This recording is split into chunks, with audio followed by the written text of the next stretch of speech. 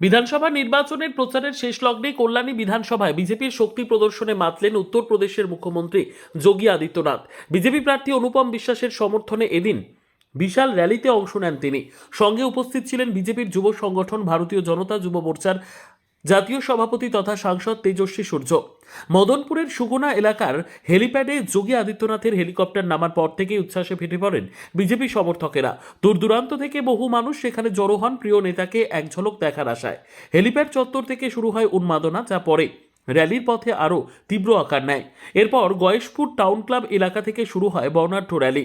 হাতে পদ্ম প্রতীক নিয়ে বিজেপি প্রার্থী অনুপম বিশ্বাসকে পাশে বসিয়ে খোলা গাড়িতে রওনা দেন যোগী আদিত্যনাথ।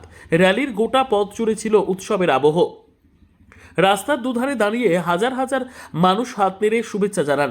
বহু মানুষ বাড়ির ছাদ, বারান্দা ও জানালায় দাঁড়িয়ে যোগী আদিত্যনাথকে স্বাগত জানান। র্যালিকে ঘিরে কড়া নিরাপত্তার ব্যবস্থা করা হয়েছিল। পুলিশ ও প্রশাসনের তরফে গোটা এলাকায় নজরদারি বাড়ানো হয়।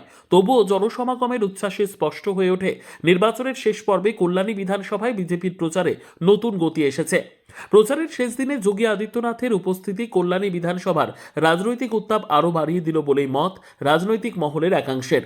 বিজেপি শিবিরও মনে করছে এই র্যালি ভোটের আগে কর্মী সমর্থকদের মধ্যে বাড়তি উদ্দীপনা তৈরি করবে।